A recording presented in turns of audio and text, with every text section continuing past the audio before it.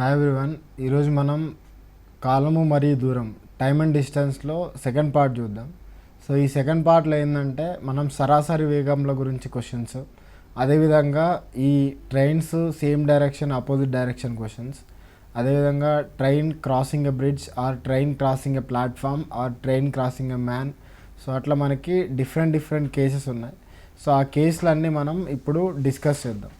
So first మనం సరాసరి వేగం ఆర్ సగటు వేగం అనేది ఏందనేది చూద్దాం. సో మనం సరాసరి వేగం ఆర్ సగటు వేగం అంటే ఏంటంటే, సో జస్ట్ ఇన్ కేస్ ఎప్పుడైనా చూసినప్పుడు, సో సరాసరి వేగంకి జనరల్గా ఫార్ములా ఏముంటుందంటే, ప్రయాణించిన మొత్తం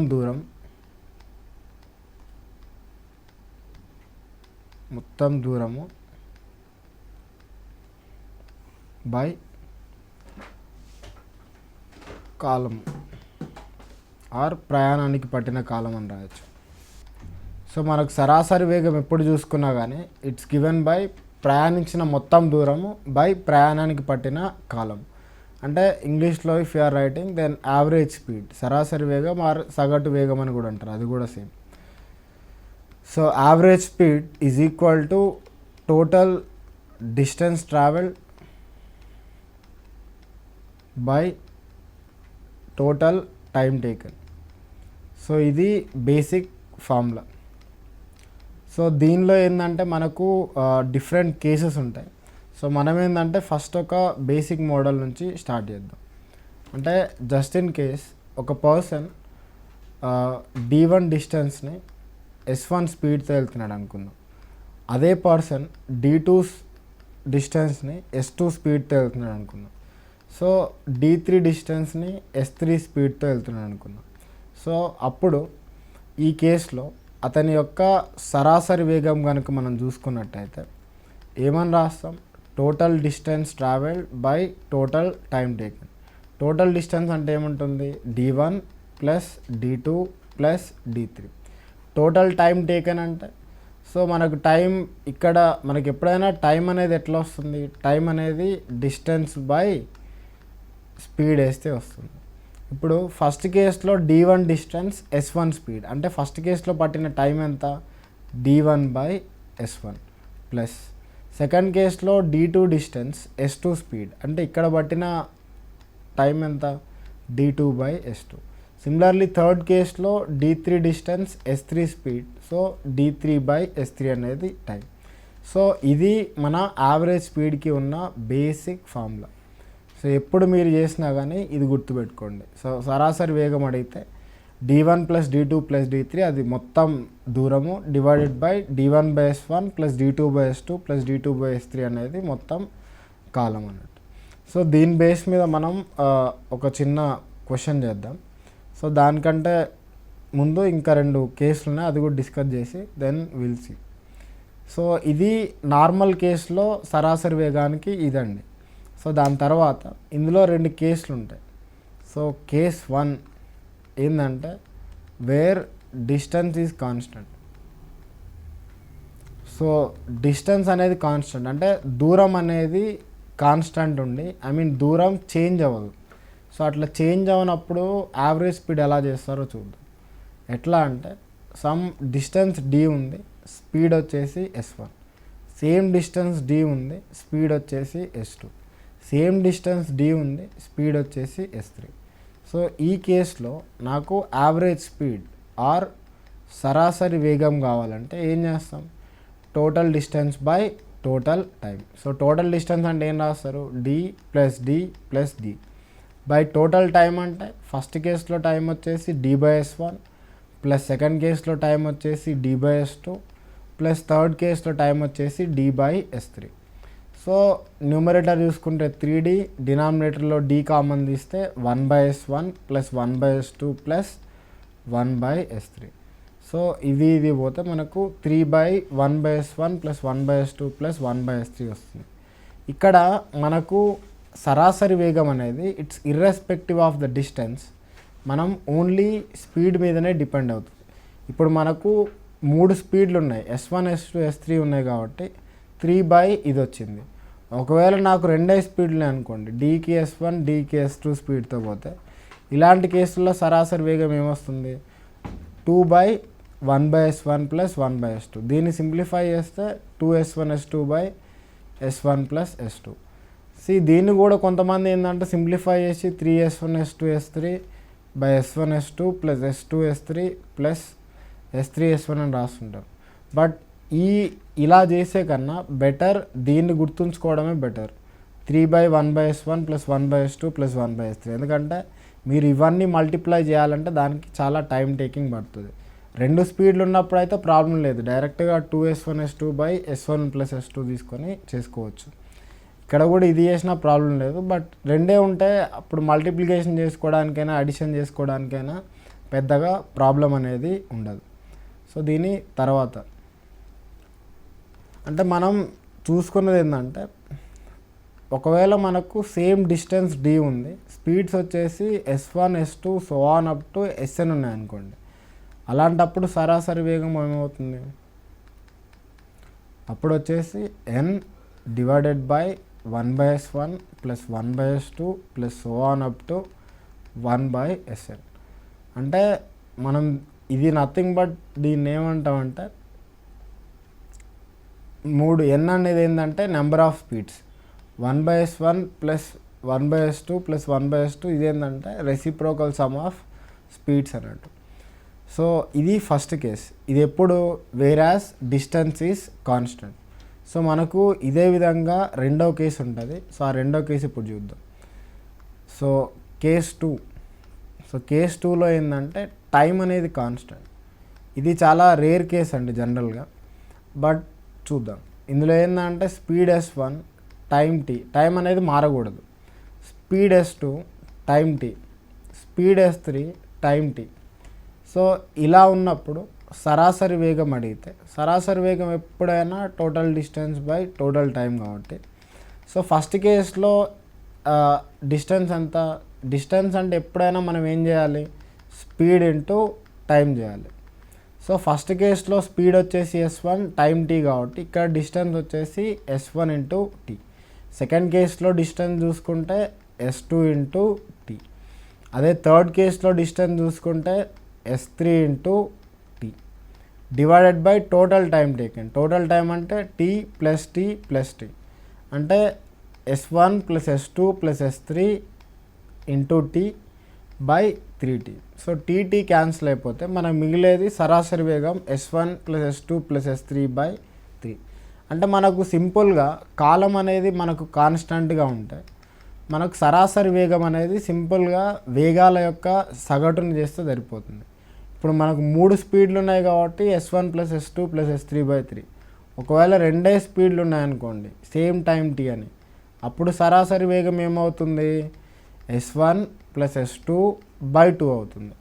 ఒకవేళ మనకు S1 S2 so on up to Sn n speeds ఉన్నాయనుకోండి, సేమ్ అన్నిటికీ కాలం అనేది t అయితే, ఇలాంటి కేసులో సరాసరి వేగం వచ్చేసి S1 + S2 + so on up to Sn divided by n అవుతుంది. అట్లా క్వశ్చన్ని బట్టి మనం ప్రొసీడ్ అవుతాం అన్నట్టు. సో మీరు డిస్టెన్స్ కాన్స్టెంట్ ఉన్నప్పుడు ఒక ఫార్ములా, టైం కాన్స్టెంట్ ఉన్నప్పుడు ఇంకొక ఫార్ములా. సో ఈ మూడింటిని ఒక దగ్గర రాస్తే, సో మనం ఫస్ట్ సరాసరి వేగం అనేది n/1/S1 + 1/S2 + so on up to 1/Sn. ఇది ఎప్పుడు, ఇది when distance is constant, d for distance అండి, దూరం.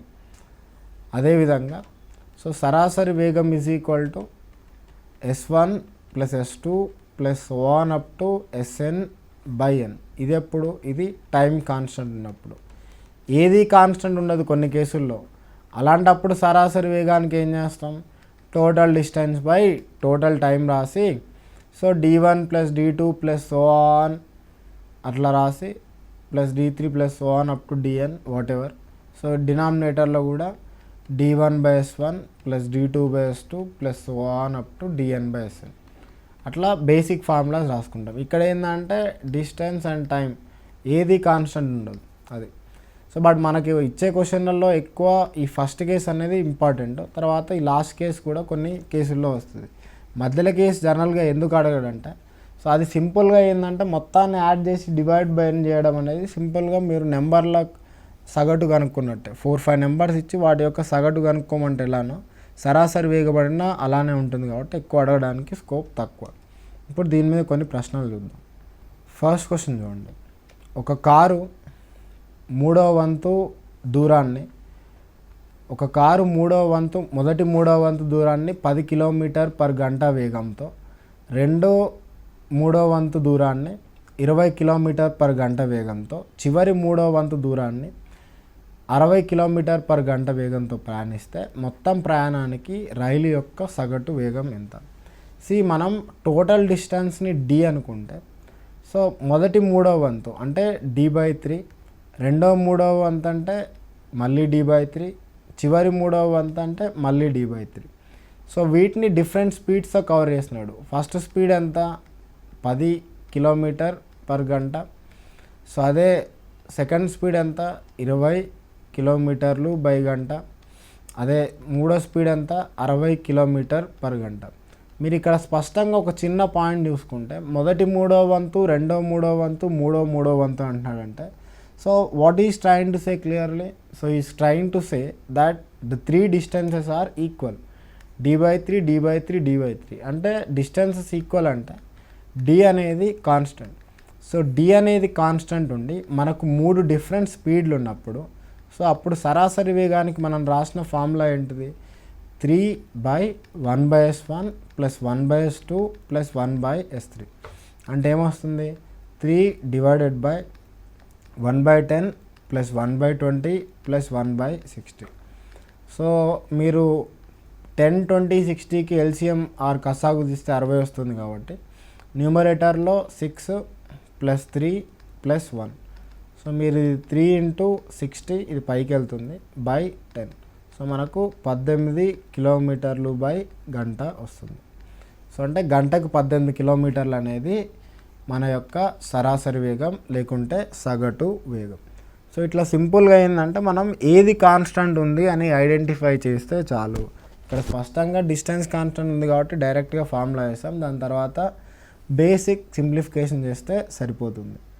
సో దీని తర్వాత ప్రశ్న,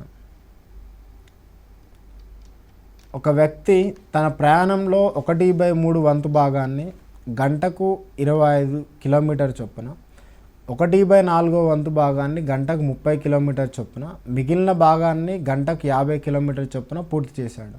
మొత్తం ప్రయాణానికి అతని యొక్క సరాసరి వేగం ఎంత? ఇక్కడ మనం చూసుకుంటే 1/3 వంతు, 1/4 వంతు, మిగిలిన వంతు అంటే క్లియర్గా డిస్టెన్స్ అనేది కాన్స్టెంట్గా లేదు. లాస్ట్ కేసులో ఎందుకు కాన్స్టెంట్ ఉంది? మొదటి మూడవ వంతు, 1/3 వంతు, 1/3 వంతు, 1/3 వంతు 3 సేమ్ ఉన్నాయి కాబట్టి ప్రాబ్లం లేదు. ఇక్కడ డిఫరెంట్ ఉన్నప్పుడు ఏంటంటే మనం రెగ్యులర్ మెథడ్లో చేయాల్సి వస్తుంది. సో రెగ్యులర్ మెథడ్లో చేయాల్సి వచ్చినప్పుడు మీరు చూడాల్సిన ఇంకో ఫ్యాక్టర్ ఏంటంటే, ఇప్పుడు మనకు అసలు డిస్టెన్స్ అనేది తెలీదు. So let's say total distance మీరు d అనుకున్నారు అనుకోండి, 1/3 వంతు అంటే d/3. సో స్పీడ్ ఎంత? 25 కిలోమీటర్ బై గంట. అదే 4వ వంతు అంటే d/4, ఇది ఎంత? 30 కిలోమీటర్ పర్ గంట. మిగిలిన భాగాన్ని అంటే మిగిలిన భాగం అంటే మొత్తం d minus d/3 + d/4. So మనం సింప్లిఫై చేస్తే d మైనస్ ఇది 7d/12 వస్తుంది, which comes out to be 5d/12. So ఈ దాన్ని దేంతో కవర్ చేస్తున్నాడు అతను? 50 కిలోమీటర్ బై గంట. అయితే అతని యొక్క సరాసరి వేగం ఎంత అన్నాడు. సో దీనికి జనరల్గా చేస్తే ఏం చేస్తాం? సరాసరి వేగం = total distance by total time. So total distance ఎంత? మనం ఆల్రెడీ d అని అజ్యూమ్ చేసుకున్నాం బై టైం. ఫస్ట్ కేసులో టైం ఎంత? d/3/25 ప్లస్ ఈ కేసులో టైం ఎంత? d/4/30 ప్లస్ థర్డ్ కేసులో టైం ఎంత? 5d/12/50. సో దీన్ని మనం ఫర్దర్గా సింప్లిఫై చేస్తే, సో ఇక్కడ వచ్చేసి d/75 ప్లస్ d/120 ప్లస్ ఇది 5 కదా, ఇది 10 టైమ్స్ పోతుంది, ప్లస్ d/120. సో మీరు సింప్లిఫై చేస్తే ఇది డి ఉంటుంది, కింద కూడా డి కామన్ తీస్తే మీకు 1/75 ప్లస్ ఇక్కడ 1/120 1/120 అంటే 2/120 ఆర్ 1/60 వస్తుంది. సో డి ఇక్కడ క్యాన్సిల్ అయిపోతాయి. సో వన్స్ అవి క్యాన్సిల్ అయిపోయిన తర్వాత మనకు అల్టిమేట్గా మిగిలేది ఏంటిది 1/75 ప్లస్ 1/60. ఇప్పుడు 75కి 60కి కసాగు చూసుకుంటే 300 వస్తుంది. సో మనకు న్యూమరేటర్లో 4 + 5 వస్తుంది, లేకుంటే 300/9 లేకుంటే 100/3 33 1/3 km/గంట వస్తుంది. ఇది regular process of solving this question. అంటే మనం ఇందులో ఏం చేసాం, మొత్తం దూరాన్ని డి అనుకున్నాం, 1/3 వంతుని ఈ స్పీడ్తో, 1/4 వంతుని ఈ స్పీడ్తో, మిగిలిన దూరాన్ని అంటే డీలోంచి తీసేస్తే మిగిలిన దూరాన్ని ఈ స్పీడ్తో వెళ్తే యావరేజ్ స్పీడ్ అడిగాడు. సో మనం ఏం చేస్తాం, total distance by total time చేసి సింపుల్గా సింప్లిఫై చేసాం. ఇది one way of solving the question. ఇది కానీ ఏంటంటే ఇలా చేస్తే మనకు ఎగ్జామ్లో వితిన్ టైంలో చేయడం అనేది కొంచెం కష్టం అవుతుంది. ఎందుకంటే మనకు ఎగ్జామ్లో హార్డ్లీ మనకు చాలా తక్కువ టైం ఉంటుంది ఏ కాంపిటేటివ్ ఎగ్జామ్లో. సో అలాంటప్పుడు మనం ఏం చేస్తామంటే వేరే మెథడ్స్ అడాప్ట్ చేసుకుంటాం. వేరే మెథడ్ ఎలా చేసుకుంటామంటే, అతను ఏమి ఇచ్చాడు, 1/3 ఆఫ్ ద డిస్టెన్స్ని ఎంత స్పీడ్తో 25 km/గంట. అదేవిధంగా 1/4 ఆఫ్ ద డిస్టెన్స్ని 30 km/గంట. అదేవిధంగా మిగిలిన దూరాన్ని ఎంత 50 km/గంట. సో ఇలా మీకు ఫ్రాక్షన్స్ ఇన్వాల్వ్ అయినప్పుడు, అంటే మీకు 1/3 1/4 ఇలా ఫ్రాక్షన్స్ ఉన్నప్పుడు మీరు మొత్తం డిస్టెన్స్ని డి అనుకొని సింప్లిఫై చేస్తే మీకు ఫ్రాక్షన్స్ అనేవి ఎక్కువ వస్తాయి. మళ్ళీ d/3/25 d/4/30 ఇట్లా ఫ్రాక్షన్స్ ఎక్కువ వస్తాయి.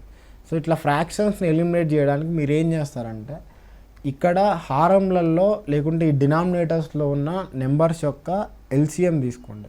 సో డినామినేటర్లో ఇక్కడ 3 ఇక్కడ 4 ఉంది కదా. సో 3కి 4కి ఎల్సిఎం ఆర్ కసాగు ఎంత 12 కదా.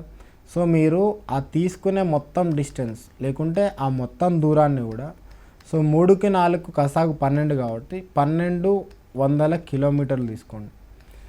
ఈ 12 అనేది వచ్చిన తర్వాత ఇంటూ 100. సో 1200 ఎందుకు తీసుకున్నామంటే మనకు సింప్లిఫికేషన్ ఈజీగా ఉంటుంది. ఒకవేళ మీకు 1/4 1/5 ఉందనుకోండి, 1/4 of the distance 1/5 of the distance అని అనుకోండి, అప్పుడేం తీసుకుంటారు, 4కి 5కి కసాగు 20 కాబట్టి సో 20 పక్కన 2 సున్నాలు, సో 2000 కిలోమీటర్లు అని తీసుకోండి. అలా తీసుకోవడం ఎందుకంటే మనకు సింప్లిఫికేషన్ ఈజీగా అవుతుంది కాబట్టి. సో మీరు అలా తీసుకోరు, నేను డీతోనే సాల్వ్ చేస్తా అంటే చేయండి, but time taking process. So 1200 kilometres, ఇందులో 1/3 అంటే ఎంత, 1200లో 1/3 అంటే 400 కిలోమీటర్స్. స్పీడ్ ఎంత 25 km/గంట.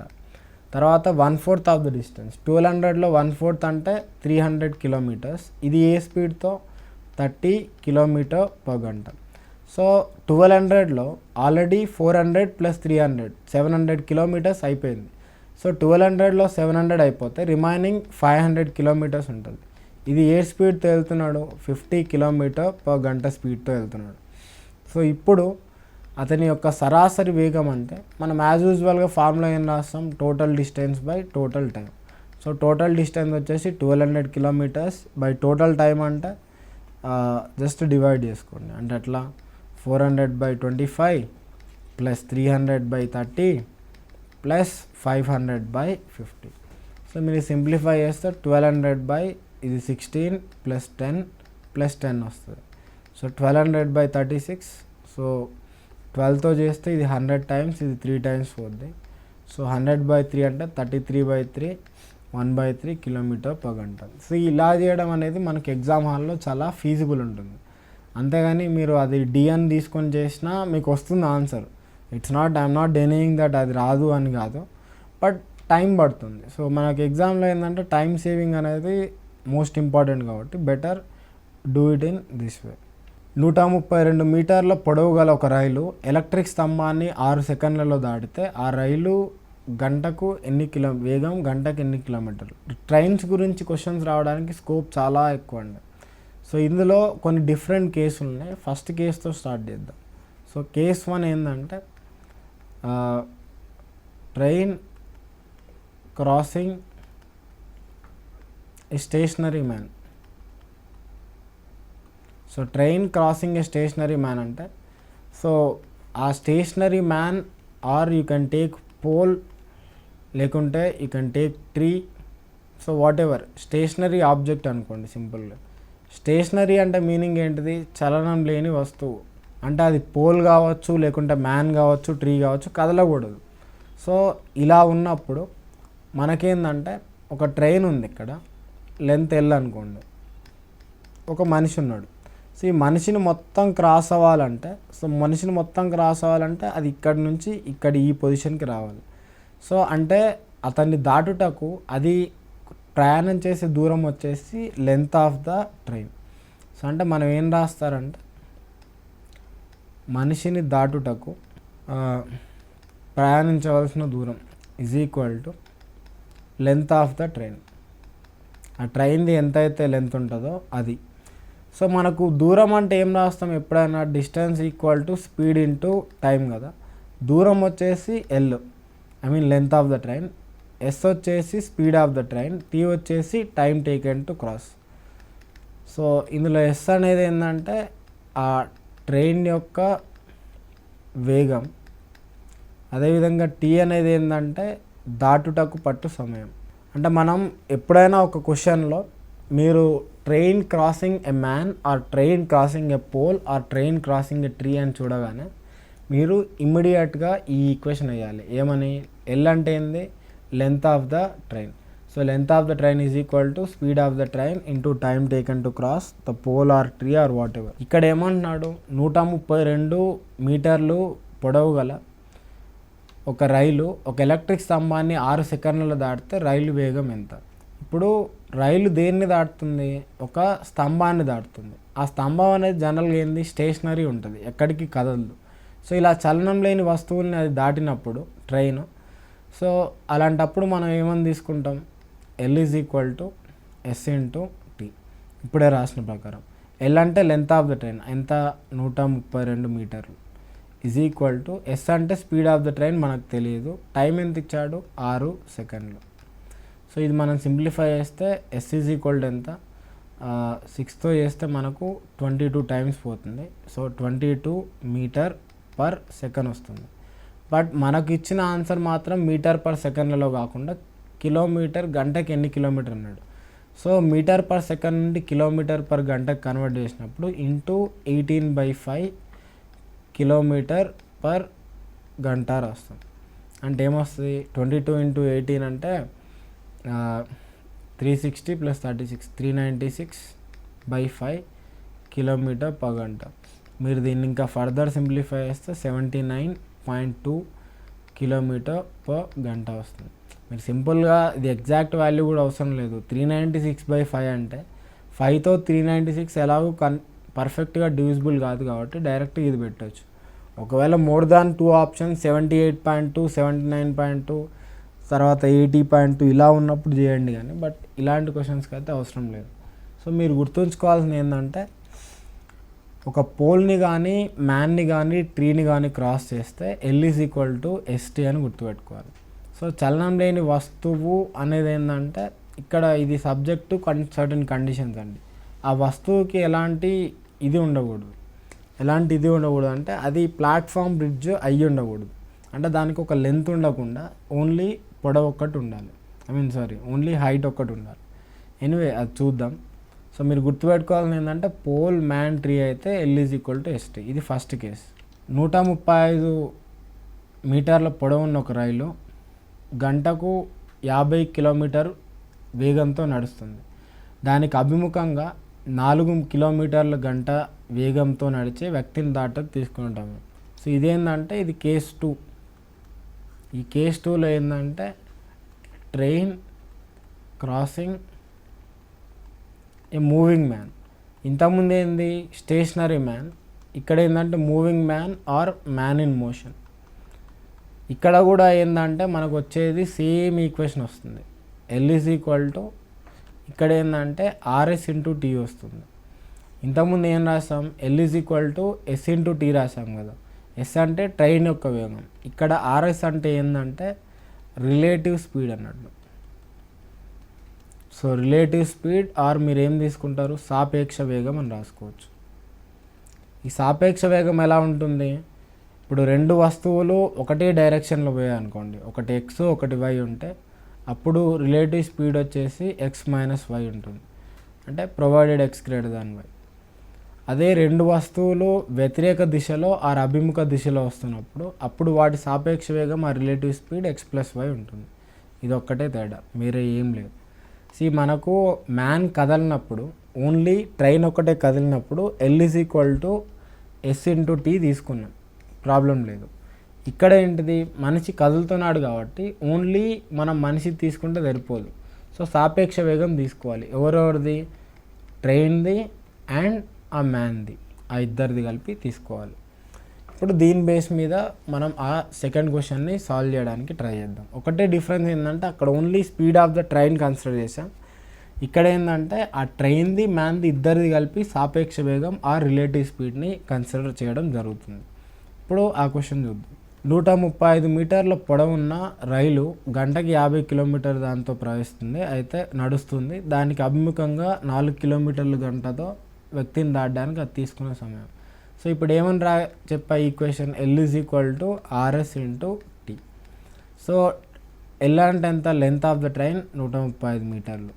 రిలేటివ్ స్పీడ్, ట్రైన్ వచ్చేసి ఇటు 50 కిలోమీటర్ పర్ గంట స్పీడ్తో వెళ్తుంది, దానికి అభిముఖంగా అంటే అపోజిట్ డైరెక్షన్లో 4 కిలోమీటర్ పర్ గంటతో వస్తున్నాడు. సో అపోజిట్ డైరెక్షన్ కాబట్టి ఎక్స్ ప్లస్ వై. సో సాపేక్ష వేగం వచ్చేసి 50 + 4 అవుతుంది, అంటే 54 కిలోమీటర్ పర్ గంట అవుతుంది. మీరు ఇక్కడ చూసుకుంటే, సరే ఇప్పుడు అది రాసుకుంటే 54 కిలోమీటర్ పర్ గంట ఇంటూ టైం, ఆ టైం ఎంత అడుగుతున్నాడు. మనకి ఇక్కడ ఆన్సర్ చూసుకుంటే సెకండ్లలో ఉంది, ఇది కూడా మీటర్లలో ఉంది, బట్ ఇక్కడ యూనిట్ మాత్రం కిలోమీటర్ పర్ గంట ఉంది. సో దాన్ని మీరు కన్వర్ట్ చేయండి. ఎలా రాస్తారు, 54 ఇంటూ కిలోమీటర్ పర్ గంట నుంచి మీటర్ పర్ సెకండ్లో కన్వర్ట్ చేయాలంటే you should multiply by 5/18 metre per second into time. So metre ఇక్కడ పోతుంది. సో 18 1s అండ్ 18 3s, తర్వాత 3 5s 15, 15తో 9 టైమ్స్ పోతుంది. సో మనకు వచ్చే టైం కాస్త 9 సెకండ్స్ వస్తుంది. So as simple as that. మనకేంటంటే సింపుల్ ఈక్వేషన్ ఒక్కటి గుర్తుంటే అతను ఎలాంటి ప్రశ్నలు అడిగినా మనం చాలా ఈజీగా సాల్వ్ చేయొచ్చు. సో దాని తర్వాత ప్రశ్న ఏంటి, ఒక 80 మీటర్ల పొడవు గల ఒక రైలు 80 కిలోమీటర్ల పర్ గంట వేగంతో వెళ్తున్నది. ఈ రైలు 120 మీటర్లు పొడవు గల ప్లాట్ఫామ్ను దాటకు, ఇదేంటంటే థర్డ్ కేస్ 3. ఇదేంటంటే train crossing a bridge or platform. So బ్రిడ్జ్ను కానీ ప్లాట్ఫామ్ను కానీ దాటినప్పుడు ఎలా ఉంటుందో చూద్దాం. సో ఇప్పుడు ట్రైన్ ఉంది, ట్రైన్ లెంత్ వచ్చేసి length of the train LT అనుకుందాం. నెక్స్ట్ ఒక ప్లాట్ఫామ్ ఉంది, so length of the platform LP or length of the bridge LB అనుకుందాం. సో బ్రిడ్జ్ ఆర్ ప్లాట్ఫామ్ దాటుటకు ప్రయాణించవలసిన దూరం ఎంత, సో ప్రయాణించవలసిన దూరం వచ్చేసి ఏమవుతుంది, ఇక్కడ ఉన్నది మొత్తం ఇట్లా క్రాస్ అవ్వాలి, కంప్లీట్గా క్రాస్ అవ్వాలి అంటే సో అది ట్రావెల్ చేసే డిస్టెన్స్ వచ్చేసి length of the train plus length of the platform or length of the bridge. So ఇక్కడ కూడా మీరు ఈక్వేషన్ ఏమని రాస్తారు, distance equal to speed into time కదా. సో డిస్టెన్స్ వచ్చేసి length of the train plus length of the platform or length of the bridge is equal to S into T. So same as it is. S అంటే ఏంటిది, ఆ train యొక్క వేగము, tea అంటే దాటుటకు పట్టు దూరము, కాలము. దేన్ని దాటుటకు, ప్లాట్ఫామ్ని కానీ లేకుంటే ఆ బ్రిడ్జ్ని కానీ దాటుటకు పట్టు కాలం. ఇందులో కూడా సింపుల్ ఈక్వేషన్ సాల్వింగ్ సరిపోతుంది. ఇప్పుడు ఆ క్వశ్చన్ చూద్దాం. 80 మీటర్లు పొడవు గల రైలు 80 కిలోమీటర్ పర్ గంటతో పరిగెడుతుంది. 120 మీటర్లు పొడవు గల ప్లాట్ఫామ్ని దాటుటకు సమయం.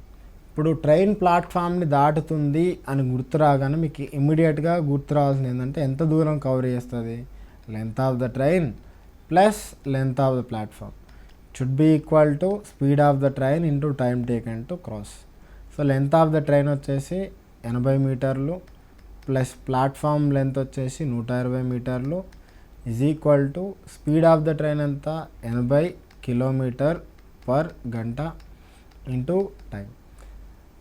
మీరు ఆన్సర్ చూసుకుంటే సెకండ్లలో ఉంది, ఇక్కడ ఇది అంతా మీటర్లలో ఉంది, ఇది మాత్రం కిలోమీటర్ పర్ గంట ఉంది. సో దాన్ని మనం ఇమీడియట్గా మార్చాలి. సో ఈ 200 మీటర్లను అంతే ఉంచండి. సో 80 కిలోమీటర్ పర్ గంటని మీటర్ పర్ సెకండ్లో కన్వర్ట్ చేస్తే ఇంటూ 5/18 మీటర్ పర్ సెకండ్ వస్తుంది ఇంటూ టైం. సో దీన్ని జస్ట్ సింప్లిఫై చేయండి. మీటర్స్ క్యాన్సిల్ అయిపోతాయి. ఇది 400, ఇది 200, 2 టైమ్స్ పోద్ది. తర్వాత 2 1s అండ్ 2 9s కాబట్టి టైం వచ్చేసి మనకు సింపుల్గా 9 సెకండ్లు వస్తుంది. So as simple as that. So గుర్తుపెట్టుకోవాల్సిన ఒకటే యొక్క ఫ్యాక్టర్ ఏంటంటే అది దేన్ని క్రాస్ చేస్తుంది, అది స్టేషనరీ పోల్ని క్రాస్ చేస్తుందా, లేకుంటే మ్యాన్ ఇన్ మోషన్ని క్రాస్ చేస్తుందా, లేకుంటే ఒక ప్లాట్ఫామ్ని క్రాస్ చేస్తుందా అనేది మనకు స్పష్టంగా ఒక ఐడియా ఉంటే క్వశ్చన్లు ఎగ్జామ్లో చేయడం చాలా చాలా ఈజీ అవుతుంది. నెక్స్ట్ 200 మీటర్లు మరియు 180 మీటర్లు పొడవు ఉన్న 2 రైళ్ళు సమాంతర పట్టాలపై పరిగెడుతున్నాయి. సమాంతర పట్టాలపై ఎందుకంటే ఒకటే పట్టాల మీద ఢీకొంటాయి కాబట్టి. అవి ఒకే దిశలో వెళ్తున్నప్పుడు వాటి ఎక్కువ వేగంతో వెళ్ళే రైలు తక్కువ వేగంతో వెళ్ళేదాన్ని 38 సెకండ్లలో దాటుతుంది. అవే వేగాలతో ఎదురెదురు దిశలలో వెళ్తే అవి ఒకదాన్నొకటి పూర్తిగా 5 సెకండ్లలో దాటుతాయి.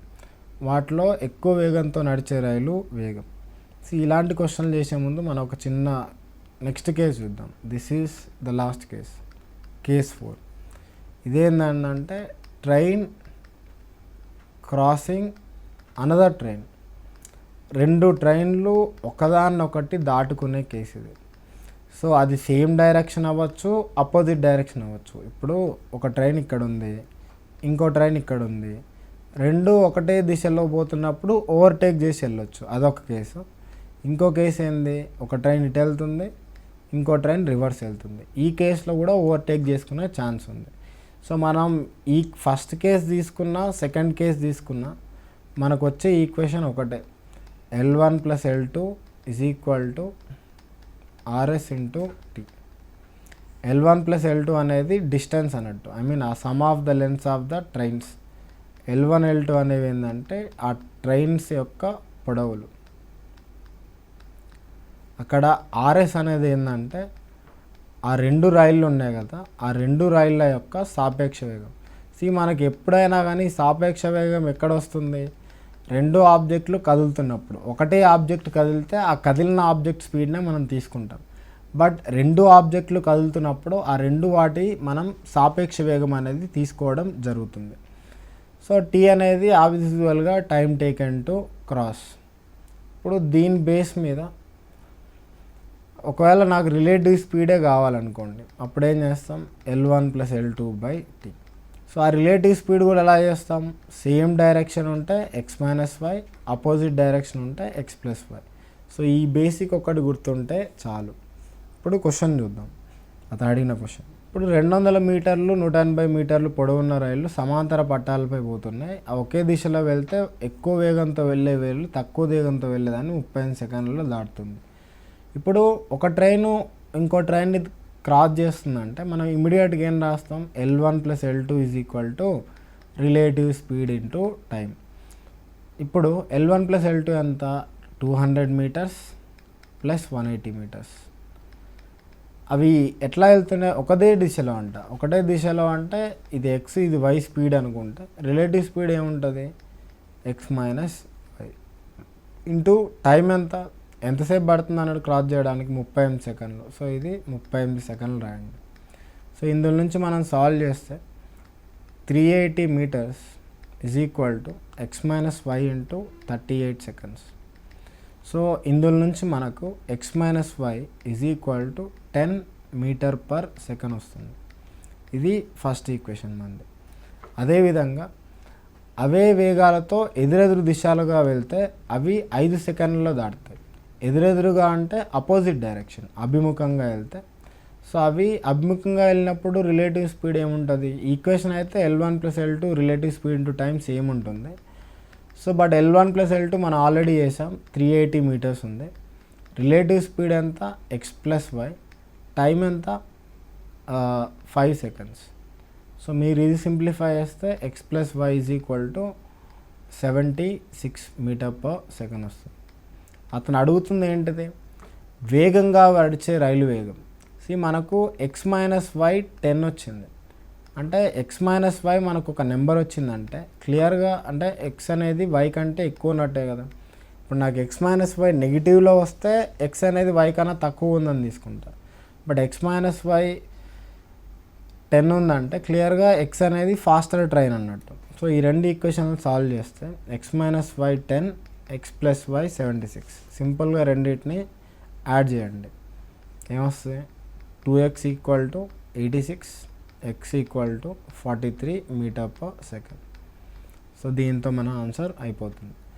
సో ఇలా మనం చేస్తాం. ఒకవేళ మీరు ఇంకా ఫాస్ట్గా రాయాలనుకుంటే మధ్యలో నెంబర్ ఆఫ్ స్టెప్స్ని స్కిప్ చేసి డైరెక్ట్గా వేసుకోవచ్చు అండి.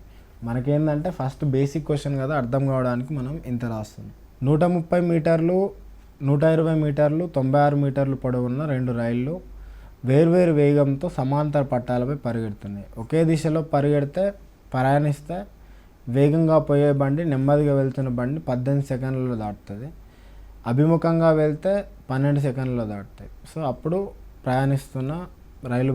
వేగంగా ప్రయాణిస్తున్న రైలు బండి వేగం ఎంత? సో మనం ఇంతకుముందే చూసుకున్నాం, L1 + L2 = relative speed into time. So మనకు రిలేటివ్ స్పీడ్ ఎప్పుడు కావాలన్నా ఏం చేస్తాం? L1 + L2/t. ఇప్పుడు రెండు కేసులు ఉన్నాయి, L1 + L2. ఆ రెండు ట్రైన్ లెన్స్ సమ్ ఎంత? 120 + 96 అంటే 216 మీటర్స్. సో ఇప్పుడు మనం ఫస్ట్ కేసులో ఏం చూద్దామంటే రెండు ఒకటే దిశలో వెళ్తున్నాయి. అప్పుడు రిలేటివ్ స్పీడ్ ఏముంటుంది? x - y = L1 + L2 ఎంత? 216 మీటర్స్. ఎంత టైం అన్నాడు? 18 సెకండ్లలో దాటుతుంది బై 18 సెకండ్స్ అంటే ఎంత వస్తుంది? 12 మీటర్/సెకండ్. ఇది సేమ్ డైరెక్షన్. సెకండ్ కేసులో ఏం తీసుకుందాం? అపోజిట్ డైరెక్షన్ తీసుకుందాం. ఇట్లా అపోజిట్ డైరెక్షన్ ఉన్నప్పుడు రిలేటివ్ స్పీడ్ ఏమైంది? x + y.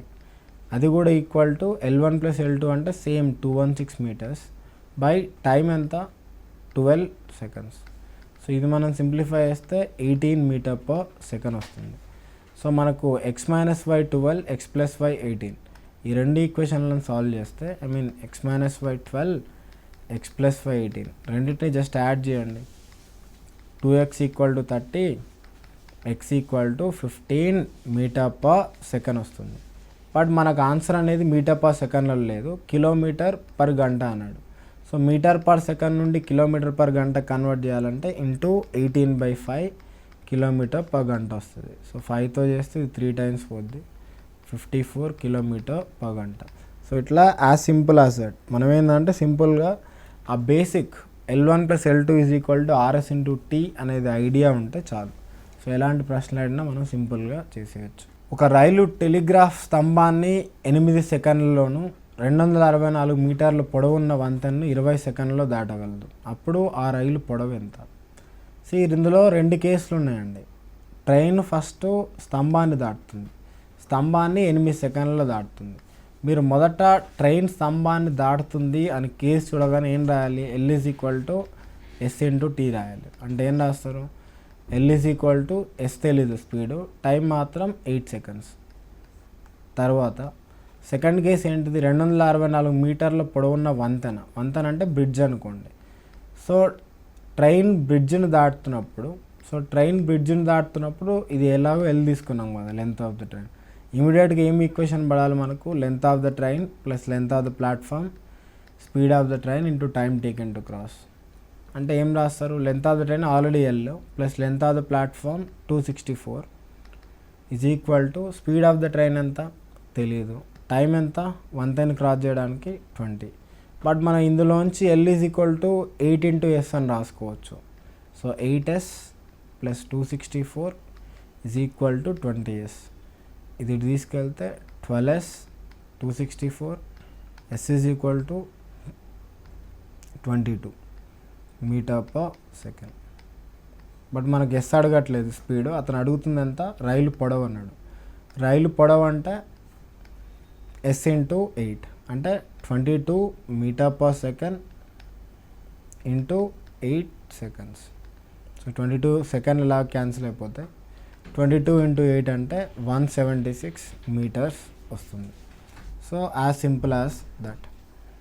మనం మొదటగా చేసింది ఏంటంటే ఆ ట్రైన్ యొక్క వేగం ఎంత అనేది కనిపెట్టాం. వేగం వచ్చిన తర్వాత దాని నుండి మనకు ఆ ట్రైన్ యొక్క పొడవు అనేది మనం కనిపెట్టడం జరిగింది.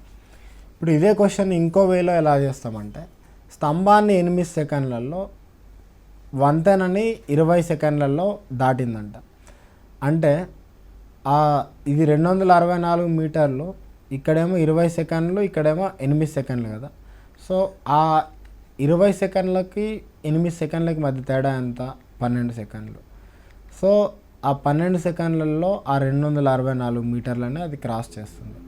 అంటే ఒక సెకండ్కి ఎంత స్పీడ్తో వెళ్తుంది, 264/12 అంటే 22 మీటర్లు వెళ్తుంది.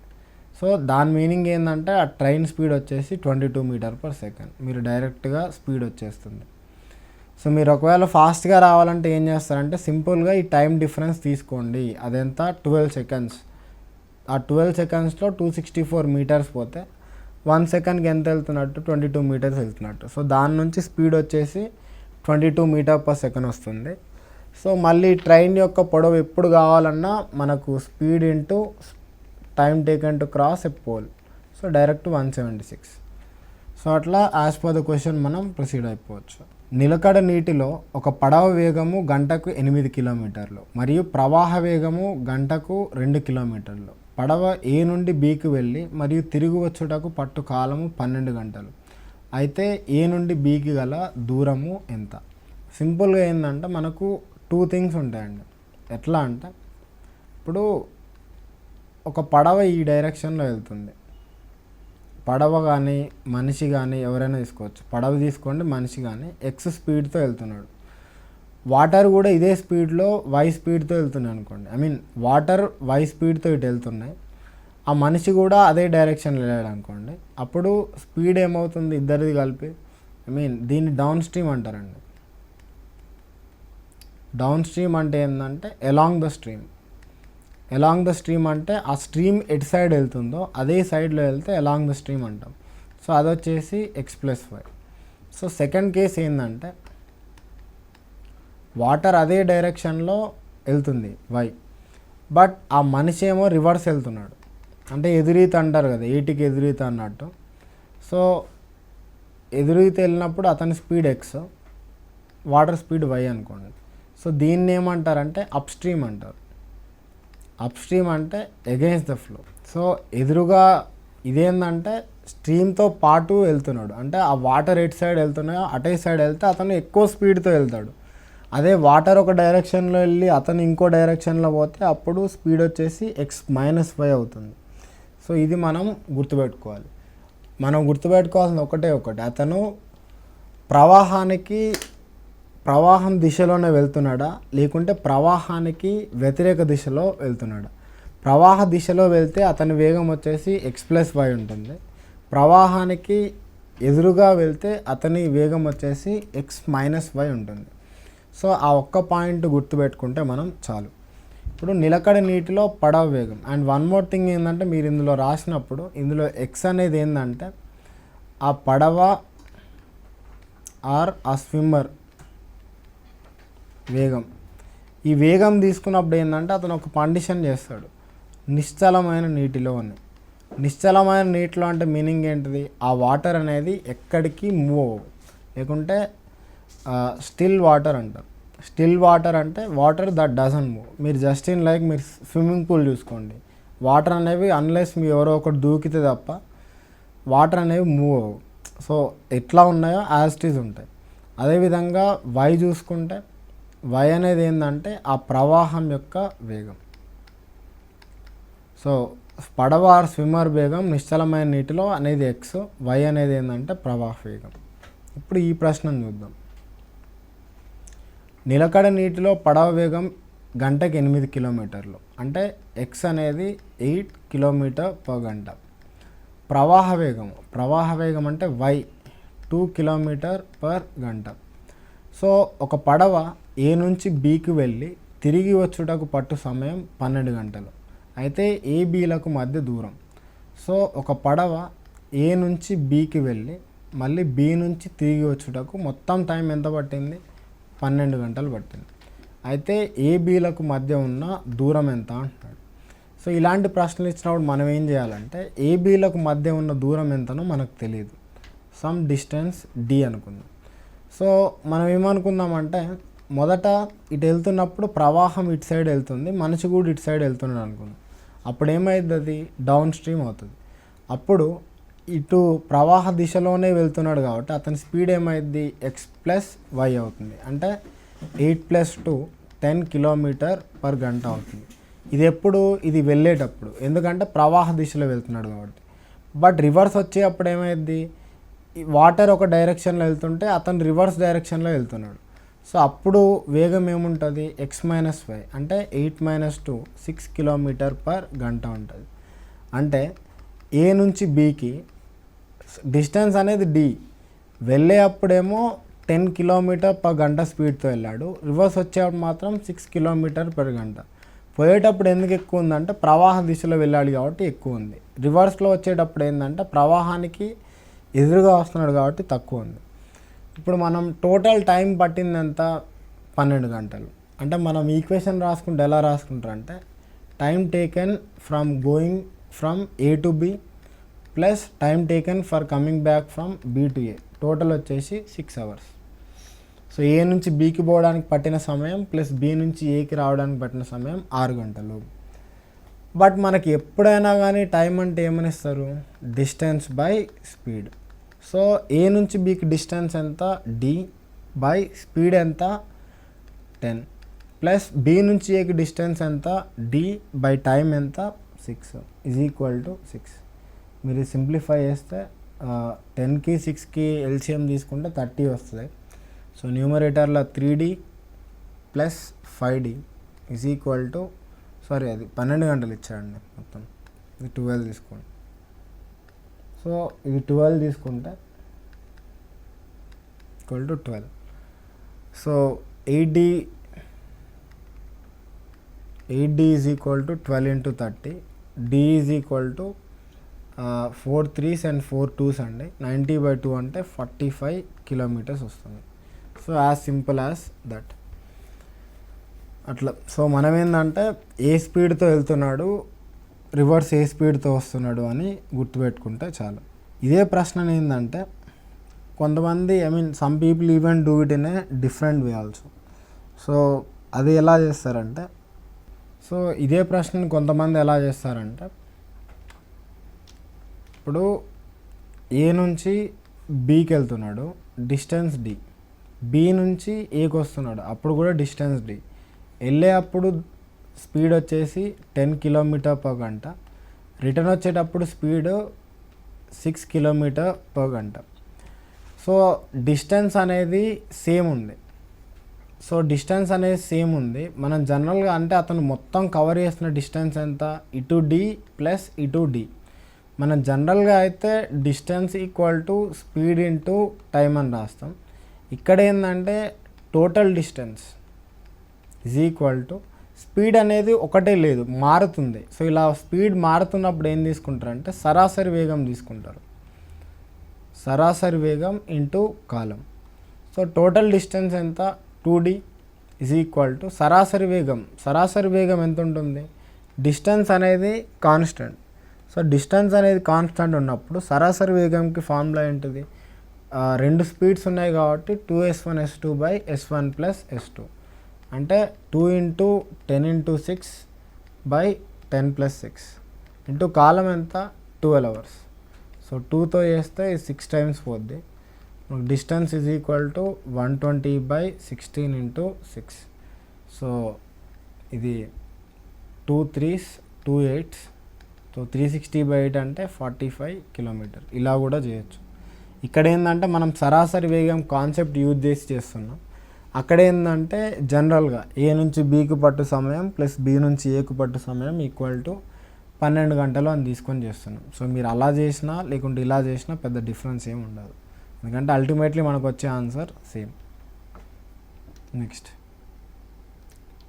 ఒక పడవ నీటికి వాలుగా వెళ్ళినప్పుడు 10 కిలోమీటర్లలో 10 గంటల్లో 24 కిలోమీటర్లు ప్రయాణించును. ప్రవాహానికి ఎదురుగా వెళ్ళినప్పుడు అదే దూరం ప్రయాణించడానికి 2 గంటల ఎక్కువ సమయం తీసుకుంటే నీరు నిశ్చల స్థితిలో ఉన్నప్పుడు పడవ వేగం ఎంత? సో ఇప్పుడు మనం నీటికి వాలుగా వెళ్ళినప్పుడు, సో నీటికి వాలుగా వెళ్ళినప్పుడు అంటే వాటర్ ఏ డైరెక్షన్లో వెళ్తుందో పడవ కూడా అదే డైరెక్షన్లో వెళ్తుంది, అంటే ఇది క్లియర్గా డౌన్ స్ట్రీమ్. అలాంటప్పుడు డౌన్ స్ట్రీమ్ స్పీడ్ అనేది ఏముంటుంది, x+y ఉంటుంది. సో అది ఎంత ఇచ్చాడు, 10 గంటల్లో 24 కిలోమీటర్లు అంట. అంటే ఏమయ్యాలి, స్పీడు 24/10, ఎందుకంటే స్పీడ్ ఎప్పుడైనా కానీ డిస్టెన్స్ బై టైం కాబట్టి. సో మనకు వచ్చేసి x+y 2.4 km/గంట వస్తుంది. అదేవిధంగా అతను ఏమన్నాడు, ప్రవాహానికి ఎదురుగా. సో ప్రవాహానికి ఎదురుగా వెళ్ళాడు. ఎదురుగా వెళ్తే అది ఏందన్నట్టు, ఎదురుగా వెళ్తే అది అప్ స్ట్రీమ్ ఎందుకు, ఎగెన్స్ట్ వెళ్తున్నాడు కాబట్టి. అప్ స్ట్రీమ్ స్పీడ్ మనకు తెలిసినంత వరకు అది x-y. ఇది ఎంత ఉంటుంది, 2 గంటలు ఎక్కువ సమయం పట్టింది. అంటే ఫస్ట్ కేసులో 10 గంటలు పడితే సెకండ్ కేసులో 12 గంటలు పట్టింది. ఎంత, అదే 24 కిలోమీటర్లకి. సో ఇక్కడ స్పీడ్ ఎంత వస్తుంది, 24/12 అంటే 2 km/గంట వస్తుంది. సో మనకి x-y తెలుసు, x+y 2.4, x-y 2.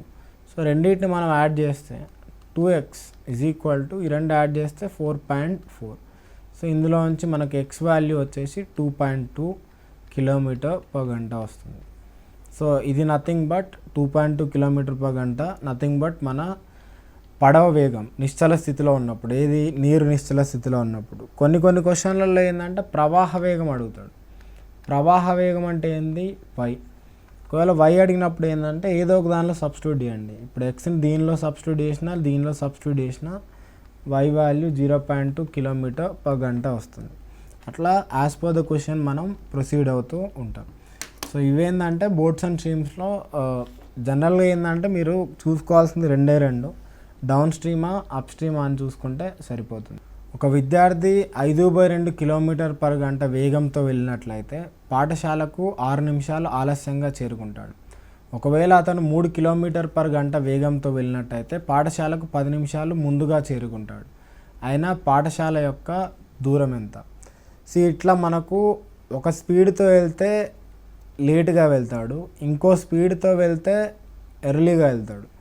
సో అలాంటప్పుడు పాఠశాలకు మధ్య దూరం అని అంటే పాఠశాల యొక్క దూరం ఇలా ఇచ్చినప్పుడు ఏంటంటే మన క్వశ్చన్లో ఎప్పుడైనా 2 డిఫరెంట్ స్పీడ్స్ ఉండి మనకు డిస్టెన్స్ అనేది కాన్స్టాంట్ ఉండి ఒకవేళ మనకి టైం గ్యాప్ కనుక ఉంటే మనం సింపుల్గా ఏంటంటే ఆ దూరము = ఆ వేగాల లబ్ధము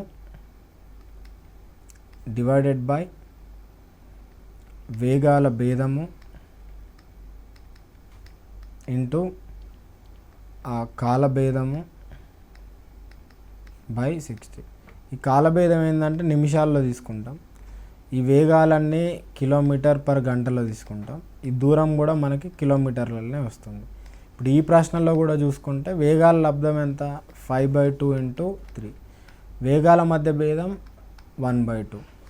కాలభేదం ఎంత, ఒక దానిలో 6 నిమిషాలు ఆలస్యంగా ఒక దానిలో 10 నిమిషాలు ముందుగా, సో అంటే 16 నిమిషాలు బై 60. సో ఈ /2 పోతుంది. సో 5 × 3 అంటే 15 కాబట్టి 4 టైమ్స్ పోద్ది. So 16/4 4 kilometres. So just application of formula. So ఇలాంటి వాటికి ఏంటంటే జస్ట్ ఫార్ములా గుర్తుపెట్టుకోండి. ఇంకొక కేస్ ఆఫ్ క్వశ్చన్లలో ఎలా అడుగుతాడంటే 2 ట్రైన్లు ఏ మరియు బి, ఇది ఏ నుంచి బికి ఇది ఎక్స్ వై పాయింట్స్ అనుకుంటే, ఒక ట్రైన్ ఎక్స్ నుంచి వైకి, ఇంకో ట్రైన్ వై నుంచి ఎక్స్కి వస్తున్నాయి. అవి మధ్యలో ఒక పాయింట్ దగ్గర కలుసుకున్నాయి. అవి కలుసుకున్న పాయింట్ దగ్గర నుంచి ఫస్ట్ ట్రైన్కి రెస్పెక్టివ్ స్టేషన్ని చేరుకోవడానికి సమ్ T1 టైం పట్టింది. సెకండ్ ట్రైన్కి దాని రెస్పెక్టివ్ డెస్టినేషన్ చేసుకోవడానికి T2 టైం పట్టింది అనుకుందాం. ఓకే, నేను ఒకసారి రిపీట్ చేస్తా. 2 స్టేషన్లు X and Y stations, A and B అనేవి ట్రైన్స్. ఏ అనే ట్రైన్ ఎక్స్ నుంచి వైకి వెళ్తుంది, బి అనే ట్రైన్ వై నుంచి ఎక్స్కి వస్తుంది. సో అవి రెండు ఒక దగ్గర మధ్యలో ఎక్కడో కలుసుకున్నాయి. కలుసుకున్న తర్వాత ఫస్ట్ ట్రైన్కి డెస్టినేషన్ చేరుకోవడానికి T1 టైం పట్టింది. సెకండ్ ట్రైన్కి డెస్టినేషన్ చేరుకోవడానికి T2 టైం పడితే, సో అలా పట్టినప్పుడు మనకు ఒక రిలేషన్ ఉంది.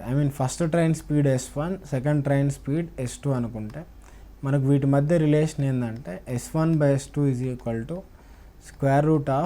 T2/T1 ఉంది. సో దీని మీద కూడా కొంచెం కాంప్లికేట్ చేయాలని కూడా అడుగుతాడు. దీన్ని కూడా డెరైవ్ చేయొచ్చు అండి, but as far as know that's not required. So సింపుల్గా S1/S2 = T2/T1 అని గుర్తుపెట్టుకోండి. సో ఇప్పుడు ఇక్కడ ఒక ప్రశ్న చూద్దాం, then will wind up. So ఈ ప్రశ్న చూసుకుంటే, 2 రైళ్ళు ఎక్స్ అండ్ వైలు వరుసగా జోధ్పూర్ నుండి జైపూర్కి, జైపూర్ నుండి జోధ్పూర్కి వెళ్తున్నాయి. సో ఇది జైపూర్, ఇది జోధ్పూర్ అనుకోండి. ఒకటి ఇటు, ఒకటి ఇటు వెళ్తుంది.